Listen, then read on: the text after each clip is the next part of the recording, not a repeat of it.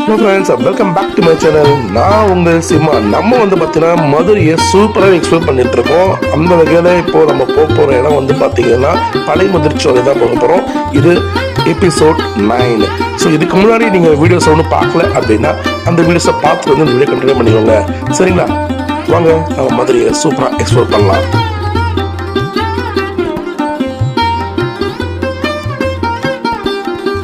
மேலே பழைமுதிர்ச்சோலை முருகனை தரிசிக்க இங்கே இருக்க பஸ்ஸு, அதுக்கு நமக்கு இங்கே தான் டிக்கெட் கவுண்ட்ரு தான். இங்கே நம்ம டிக்கெட் வாங்கிட்டு இந்த பஸ்ஸில் பயணம் பண்ணி நம்ம மலைக்கு போகலாம். வாங்க, இங்கே டிக்கெட் கவுண்ட்ரு ஒரு ஆளுக்கு எவ்வளோ சார்ஜ் பண்ணுறாங்கன்றதை சொல்கிறேன், வாங்க பார்க்கலாம். ஒரு பெரியவருக்கு டிக்கெட்ஸ் பார்த்தீங்கன்னா ஒரு ஆளுக்கு 10 ரூபா சார்ஜ் பண்ணுறாங்க. 3 வயசுக்கு மேலே இருக்கிற குழந்தைங்க கண்டிப்பாக டிக்கெட் எடுத்து தான் ஆகணும். இந்த பஸ்ஸு மேலே போகிறதுக்கான டைமிங் பார்த்தீங்கன்னா காலையில் இங்கே 6 மணிக்கு இங்கே டிக்கெட் கொடுத்து இங்கேருந்து பஸ்ஸு ஸ்டார்ட் பண்ணுறாங்க. ஈவினிங் பார்த்தீங்கன்னா 6:40க்கு பார்த்தீங்கன்னா கீழே இருந்து வண்டி மேலே போகும். கடைசி வண்டி கீழே இருந்து மலைக்கு போகிற டைம் கடைசி நேரம் பார்த்தீங்கன்னா 6:40க்கு. அங்கே மேலேருந்து பார்த்தீங்கன்னா கடைசி பார்த்தீங்கன்னா 7 மணிக்கு அங்கேருந்து புறப்படுது. அங்கே 7:30 மணிக்கு அங்கே இருக்கக்கூடிய கோவில், எல்லா கோவிலும் நட சாத்தப்படுது 7:30 மணிக்கெல்லாம். நீங்கள் தனியாக ஒரு வாகனம் எடுத்துகிட்டு போனீங்கன்னா இங்கே சுவாமி பார்த்துட்டு வரலாம்.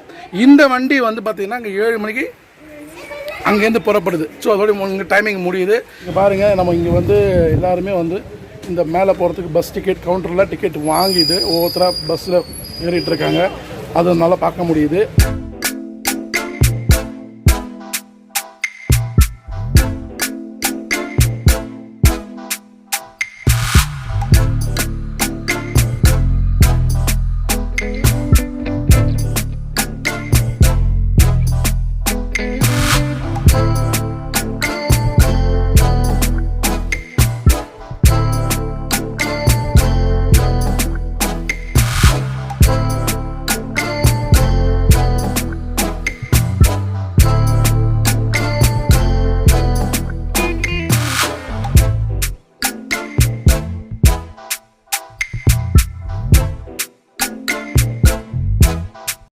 இந்த மலை மேலே ஏறி வர பயண தூரம் நேரம் பார்த்தீங்கன்னா ஒரு 5 நிமிஷத்தில் மேலே வந்துடலாம். வாங்க போயிட்டு முருகனை ரசிக்கலாம். இந்தியன் வலக சினிமா, இந்தியன் வலக சப்ஸ்கிரைப். Thank you bro. ஸோ எல்லாரும் போயிட்டுருக்காங்க. வாங்க அப்படி நம்மளும் பயணிக்கலாம். நம்ம இந்த வண்டியில் தான் மேலே ஏறி வந்தோம். ஸோ மேலே வந்தோன்னே நிறைய பக்தர்கள் இங்கே இருக்காங்க.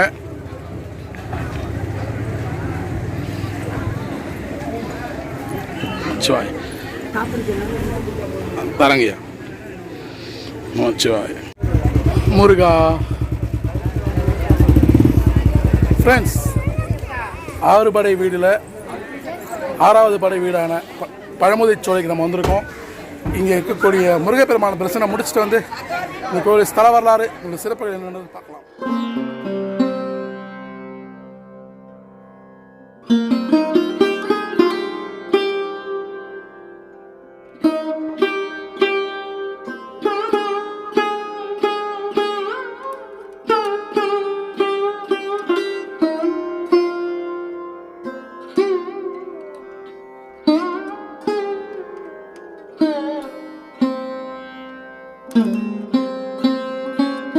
ஹலோ ஃப்ரெண்ட்ஸ், நம்ம பழமுதிர்ச்சோலையில் இருக்கக்கூடிய முருகப்பெருமான ஒரு அற்புதமான ஒரு தரிசனம் முடித்தோம். பார்க்கவே முருகப்பெருமான் அப்படி இருந்தார். இந்த கோவிலுடைய ஸ்தல வரலாறு என்னன்றதை முதல்ல பார்க்கலாம். இந்த கோவிலில் எல்லாருக்கும் தெரிஞ்ச விஷயம் உங்களுக்கு ஒரு ஞாபகப்படுத்தணும்னு வச்சுக்கோங்க. இந்த இடத்துக்கு பழைமுதிர்ச்சோலைன்னு ஏன் வந்ததுன்னு பார்க்கும்போது பழம் உதிர்ந்த சோலை, அதனால தான் இந்த இடத்துக்கு பழமுதிர்ச்சோலை அப்படின்னு வந்திருக்கு. எப்பவுமே திருவிளையாடலை சிவபெருமான் நடத்துவார். ஆனா இந்த தடவை சிவபெருமானுக்கு நிகராக சிவபெருமானுடைய பிள்ளையான முருகப்பெருமான் திருவிளையாடல் நடத்தியிருக்கார்.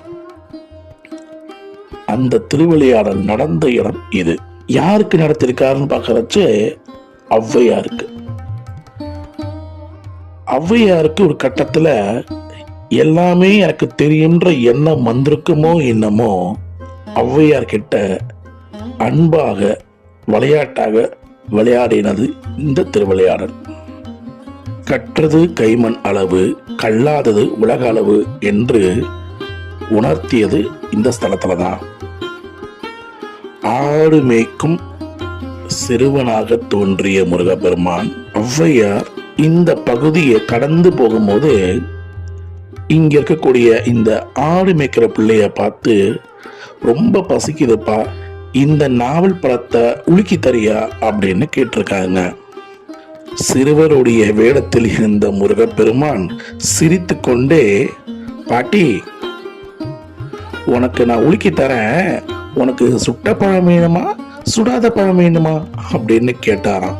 அதுக்கு ஔவையார் சிரித்தபடியே, அறியா பையன் தெரியாம கேட்கறான்னு சொல்லிட்டு எனக்கு சுடாத பழமே கொடுப்பா அப்படின்னு கேட்டாராம். உடனே அந்த சிறுவன் அந்த மரத்தை உலுக்கினதும் அங்க இருந்த நாவல் பழம் எல்லாமே கீழே கொட்டிச்சான். உடனே அந்த நாவல் பழத்தை எடுத்த ஔவையார் பாட்டி கையில எடுத்ததும் அந்த மண்ணை ஊதி சாப்பிட ஆரம்பிச்சாங்களாம். உடனே அதை பார்த்த அந்த சிறுவன், என்ன பாட்டி உன்னை சுடாத பழம் வேணும்னு கேட்ட, சுடாத பழம் எடுக்கிறதுக்கு போல சுட்ட பழம் எடுத்து சாப்பிட்றியே அப்படின்னு கேட்டாங்களாம்.